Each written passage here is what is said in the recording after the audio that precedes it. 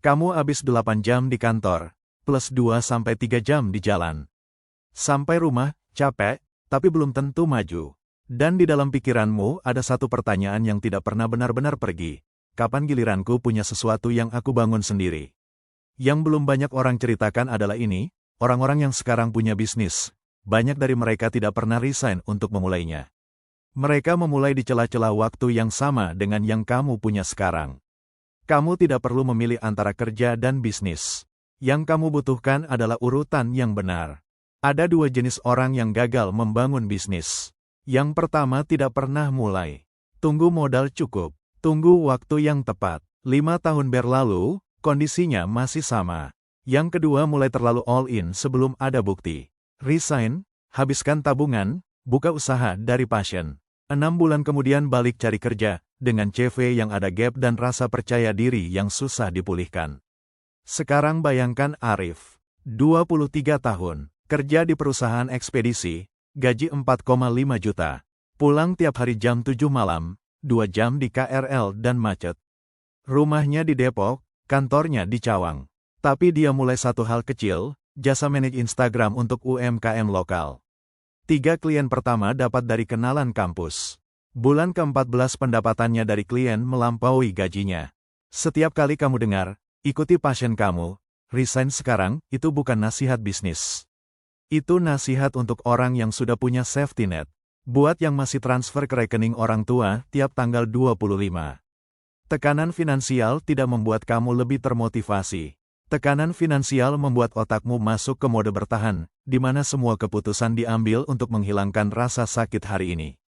Kamu tidak bisa berpikir strategis kalau kamu khawatir soal kos bulan depan. Bukan karena kamu lemah, tapi karena otakmu sedang mengurus hal yang lebih mendesak.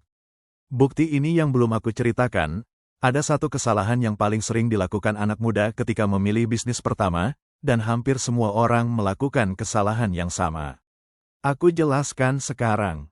Ikuti passion kamu dan resign sekarang, nasihat ini sudah bikin banyak anak muda Indonesia kecewa. Seseorang suka fashion, buka dropship baju. 6 bulan pertama semangat, bulan ke-7 orderan sepi. Bukan passionnya yang bermasalah. Yang bermasalah adalah modelnya, sekali jual, selesai. Besok harus cari pembeli baru lagi dari nol. Itu namanya bisnis one time sales. Yang berbeda adalah bisnis yang orang mau bayar lagi bulan depan tanpa kamu harus rayu ulang. Contoh dekat, jasa kelola Instagram UMKM, laundry sepatu berlangganan, dan beberapa bisnis evergreen lainnya. Sebelum kamu serius bangun apapun, tanya dua hal ini. 1. Apakah orang ini akan bayar lagi bulan depan? 2. Apakah ada cukup banyak orang seperti mereka di luar sana? Kalau bukan, ya, pertimbangkan ulang. Barbell approach punya dua sisi, dan keduanya harus ada. Sisi pertama, stabilitas, penghasilan yang cukup untuk tidak panik setiap bulan. Konkretnya, kos terbayar, makan aman, transport oke. Kalau gajimu sekarang belum sampai di titik itu, fokus pertamamu bukan langsung bisnis. Fokus pertamamu adalah naikkan nilai dirimu dulu. Ambil satu skill yang pasar mau bayar, desain, copywriting, editing. Sisi kedua, agresif, semua waktu yang tersisa di luar jam kerja, dialokasikan dengan niat untuk satu proyek bisnis. Bukan sempurna dari hari pertama, tapi konsisten. Tapi aku tidak punya waktu, kerja, komute, sampai rumah sudah malam. Ini bukan alasan yang salah.